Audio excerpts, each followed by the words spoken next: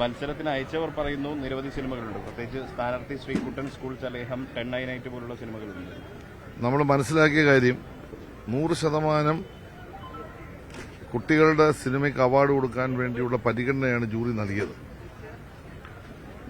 ഇന്നലെ പ്രകാശ് രാജ് അവിടെ കാര്യങ്ങൾ വിശദീകരിക്കുമ്പോഴാണ് ഞാനിത് മനസ്സിലാക്കുന്നത്. കാരണം ഞാൻ മന്ത്രിയായതിനു ശേഷം എടുത്തൊരു നിലപാടുണ്ട്. ജൂറി തയ്യാറാക്കുന്ന അവാർഡ് ആർക്കാണോ അത് മാധ്യമങ്ങളുടെ മുമ്പിൽ വെച്ചാണ് ഓപ്പൺ ചെയ്യുന്നത്. അത് ഇന്നലെയും അത് തന്നെ സംഭവിച്ചു. അതിനകത്ത് ആരാണെന്ന് ചോദിക്കാറുമില്ല, പറയാറുമില്ല. അതുകൊണ്ട് നിങ്ങളാരും അറിഞ്ഞിട്ടുമില്ല. കാരണം അത് അത്ര സുതാര്യമായി ചെയ്യണമെന്നും അത് സത്യസന്ധമായി ചെയ്യണമെന്നും ഞങ്ങൾ ആഗ്രഹിക്കുന്നു.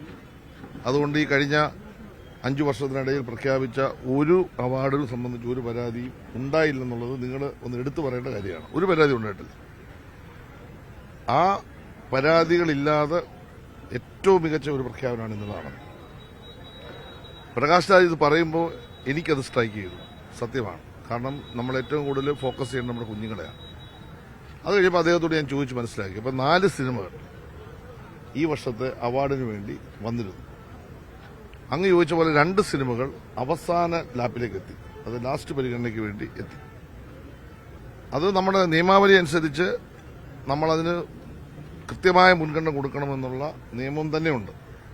അപ്പോൾ അതനുസരിച്ച് അവസാനത്തെ വന്നു കഴിഞ്ഞപ്പോൾ ഒരു ക്രിയേറ്റീവായ ഒരു സിനിമയായി ആ 2 സിനിമയെ അവർ കണ്ടില്ല.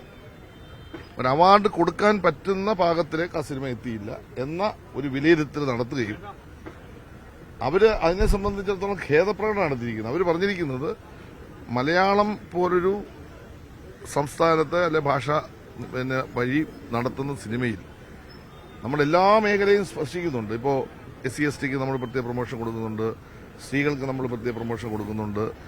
ഇങ്ങനെല്ലാം ചെയ്യുന്ന ഒരു സ്റ്റേറ്റിൽ ആകെ വന്ന 137 ചിത്രങ്ങളിൽ 10% ക്വാളിറ്റി ഉള്ളത്. ഇത് ജൂറി പറയുന്ന കാര്യമാണ്. ഞാൻ കണ്ടിട്ടില്ല അതിനകത്തെ സിനിമയൊന്നും. അപ്പൊ ജൂറിയാണ് വിലയിരുത്തിയത്. അതിന്റെ അർത്ഥം എന്താ? സിനിമയുടെ നിർമ്മിക്കുമ്പോൾ വളരെ ക്രിയേറ്റീവായിട്ട് വളരെ മൂല്യമുള്ള അവതരണമായി സിനിമയെ മാറ്റേണ്ടതായിട്ടുണ്ട് എന്നുള്ള ഒരു നിർദ്ദേശമാണ് അവർ വെച്ചിട്ടുള്ളത്.